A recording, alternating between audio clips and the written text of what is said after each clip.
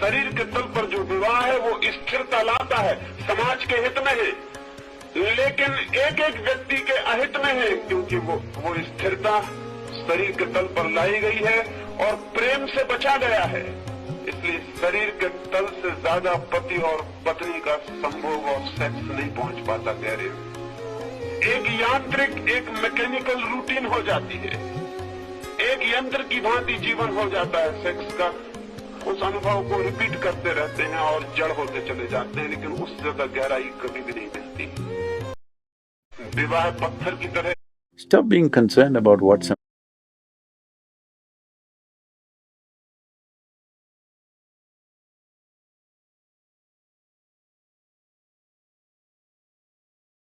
प्रेमिकाएं पत्नियों से बेहतर हैं, क्योंकि प्रेमिकाएं दिलों के बंधन के कारण साथ होती हैं और पत्नियां समाज के बंधनों के कारण।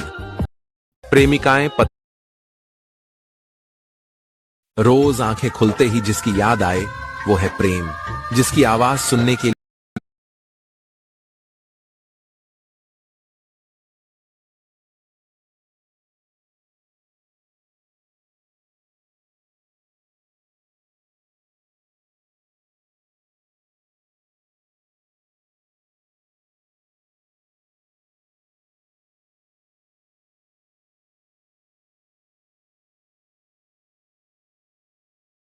प्रेम मत मांगो, पात्रता पैदा करो। पात्रता पैदा कर लोगे, अपने ही इश्क में पड़ जाओगे। फिर कोई बाहर वाला आशिक चाहिए नहीं। और मजेदार बात यह है कि जो पात्रता पैदा कर लेते हैं उनको बाहर भी फिर बहुत आशिक मिल जाते हैं, लेकिन उन्हें उनकी जरूरत नहीं रह जाती। और इस तरह के सिद्धांतों में तो पढ़ ही मत जाना। प्यार के हकदार सभी हैं। कोई कितना भी गया गुजरा हो, उसे भी प्यार तो मिलना चाहिए ना। बेकार की बात आजकल एक खूब चल रहा है अनकंडीशनल लव के नाम पर, कि कोई कैसा भी है उसे प्यार करो। अरे वो खुद को नहीं प्यार कर सकता, कोई और उसे क्या प्यार करेगा? वो अगर खुद को प्यार करता होता तो उस हालत में होता जिस हालत में है वो। प्यार इतनी सस्ती चीज नहीं होती है कि यूं ही बांटते फिरे। हमें भी ऐसा ही बताया गया है कि भले लोग तो वो होते हैं जो गली गली प्रेम बिखराते फिरते हैं। सब बेकार की बातें। संत वो है जिसने सिर्फ उच्चतम से प्यार किया है, जो सिर्फ राम से प्यार करे, उसका नाम है कबीर। तुमने क्या समझ लिया? गली गली जो कोई मिल रहा है उसको प्रेम देता फिर रहा है ना। जो सुपात्र हो, जो ऊंचे से ऊंचा हो, जो अधिकारी हो, सिर्फ उसको प्यार करो।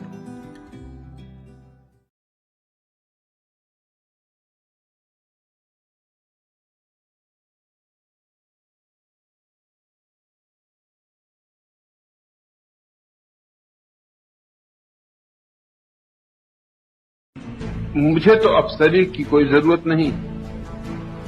मेरी यात्रा तो पूरी हो चुकी, काफी देर हुए पूरी हो चुकी। जो जान लिया, जो पाना था पा लिया। अब उसके पार कुछ भी नहीं।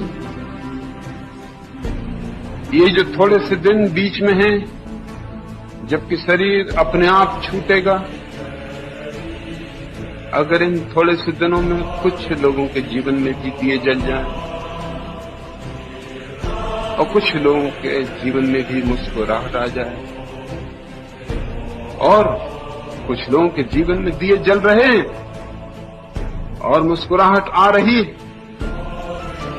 और कुछ लोगों के पैरों में घूंघर और कुछ लोगों के होंठों पे बांसुरी। जो मुझे मिटा देना चाहते हैं वे व्यर्थ परेशान हो रहे हैं। मैं तो वैसे ही मिट जाऊंगा। यहां कौन सदा रहने को है?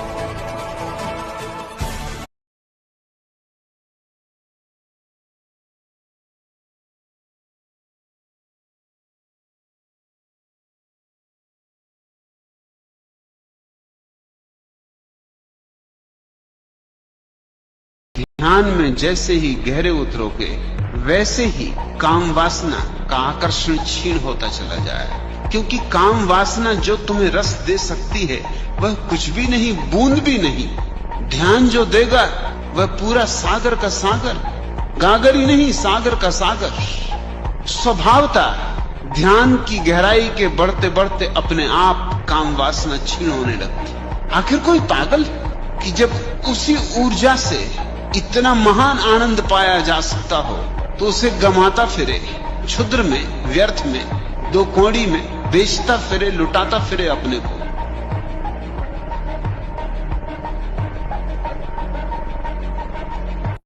ध्यान दुनिया में सब में जैसे ही चीजें पहले से तय हैं।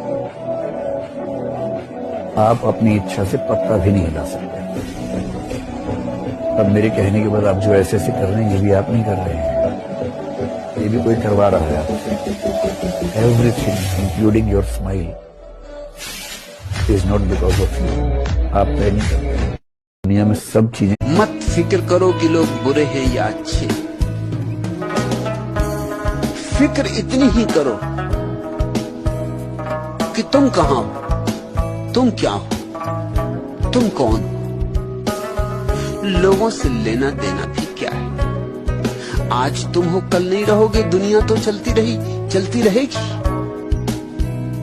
कल तुम नहीं थे तब भी दुनिया चलती थी, कल तुम नहीं होगे तब भी दुनिया चलती रहेगी। फिर लोगों को बदलना होता है, लोगों को अच्छा बनाना होता। ऐसा कोई दायित्व तुम्हारे ऊपर किसी ने सौंपा होता तो भी कोई बात थी कि तुम चिंता करो कौन अच्छा कौन बुरा। तुम्हें लेना देना क्या है। लेकिन हम यही करते रहे। कौन बुरा, उसके कितने कृत्य बुरे, कौन भला। और भला तो फिर मिलता नहीं, क्योंकि भला मिल नहीं सकता। उसके भी पीछे वही अहंकार कारण। जब भी तुम्हें कोई भला आदमी मिलेगा तो तुम्हारे अहंकार को चोट लगती कि मुझसे भी कोई भला है, मुझसे भी कोई बड़ा है, मुझसे भी कोई श्रेष्ठतर है। असंभव। तो फिर तुम्हें भले आदमी में बुराइयां खोजनी पड़ती ताकि तुम इसे खींच के अपने से नीचे स्तर पे ला सको। अपनी बुद्धिमत्ता को निखारो, मत फिक्र। I did not go to this. जब बुद्ध मरने को हुए, उन्होंने जो बात, मनुष्य का शक्ति को खोने का सबसे बड़ा द्वार सेक्स है। काम मनुष्य की शक्ति के खोने का सबसे बड़ा द्वार है, जहां से वो शक्ति को खोता है। शक्ति को कोई भी खोना नहीं चाहता है। कौन शक्ति को खोना चाहता है? लेकिन कुछ झलक है उपलब्धि की, उस झलक के लिए आदमी शक्ति को खोने को राजी हो जाता है। काम के क्षणों में कुछ अनुभव है, उस अनुभव के लिए आदमी सब कुछ खोने को तैयार हो जाता है। ज्यादातर लोगों के लिए ऑर्गेज्म शब्द का मतलब हमेशा कामुकता होता है, लेकिन यह सच नहीं है। असल में ऑर्गेज्म का मतलब है एक आंतरिक आनंदमय अवस्था जिसमें आपका पूरा तंत्र एक खास चरम पर पहुंच जाता है। कामुकता वैसा नहीं करती, ये आपको ऐसे चरम पर नहीं ले जाती जहां आपके शरीर की हर कोशिका फूट पड़े। ऑर्गेज्म का वर्णन करने के लिए कामुकता या सेक्स की गतिविधि पर्याप्त नहीं है। एक बार जब कोई व्यक्ति बिना भौतिकता की जरूरत के ऑर्गेज्म में होना सीख जाता है तो ये एक शाश्वत ऑर्गेज्म बन जाता है। भारत में हमारे पास इसके लिए एक बेहतर शब्द है, हम इसे आनंद कहते हैं। हमने ईश्वर का वर्णन ऑर्गेज्म के रूप में किया। हमने कहा कि ईश्वर आनंद है, ब्रह्मानंद है।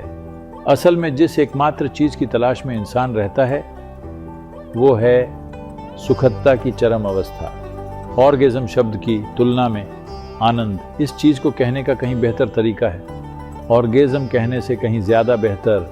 अगर आप सीमित चीजों से संतुष्ट होना चाहते हैं तो आप कामुकता, शराब, नशीली दवाओं को आजमा सकते हैं। ये आपको सिर्फ गुलाम बनाएगा, आपको आजाद नहीं करेगा, क्योंकि ये आनंद नहीं है, ये बस सुख है।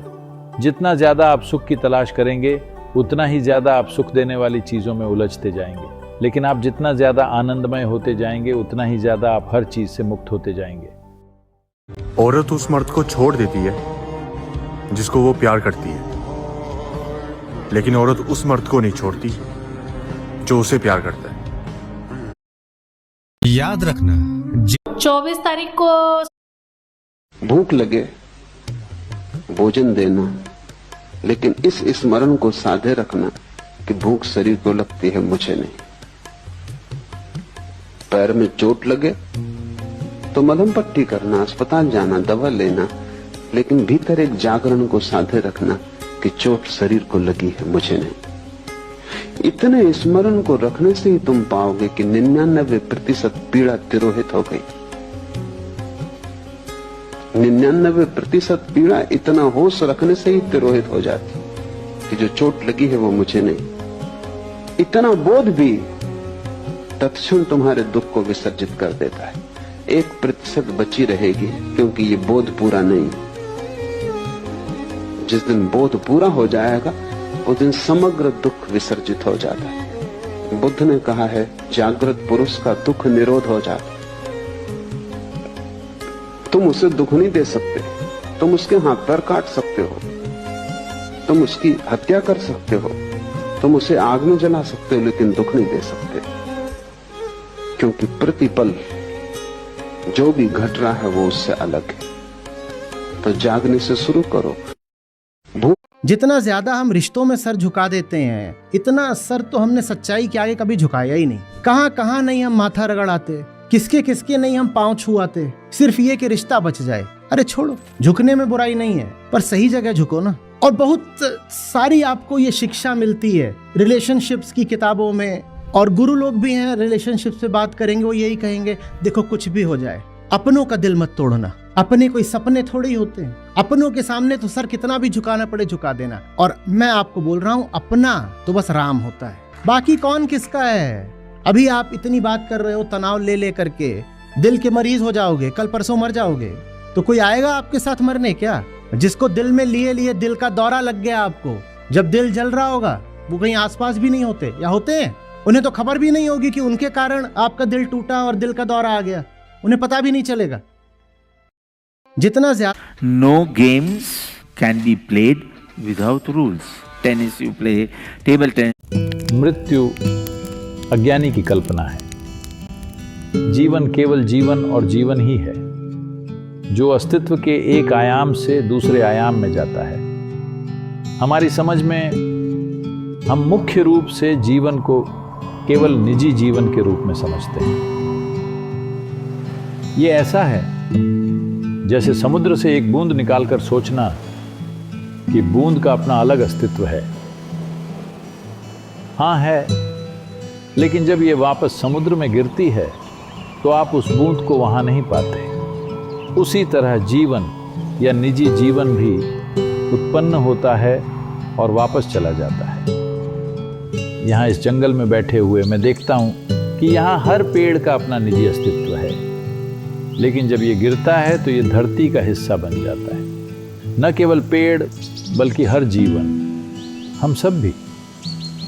तो जीवन एक सतत प्रक्रिया है।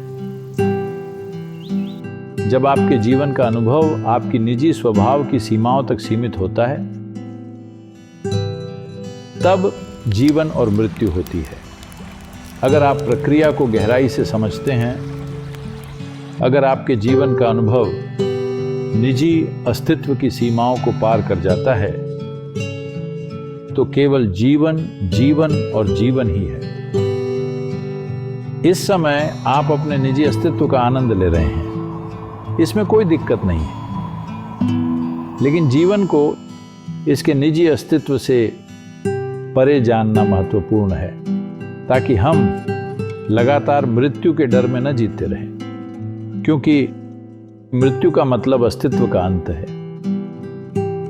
ये अस्तित्व का अंत नहीं है, ये जीवन ही है जो एक आयाम से दूसरे आयाम में जा रहा है। इसको जानकर ही हम अपने वर्तमान निजी जीवन में सहज हो सकते हैं। इसको जानकर ही आप अपनी सीमाओं को पार कर सकते हैं। इसको जानकर ही आप अपने अस्तित्व के आनंद को जान सकते हैं जीवन के रूप में। वो जीवन जिसको मृत्यु का डर नहीं है, वो जीवन जिसको समाप्त होने का डर नहीं है, वो जीवन स्वाभाविक रूप से आनंदमय होता है। नमस्कारम।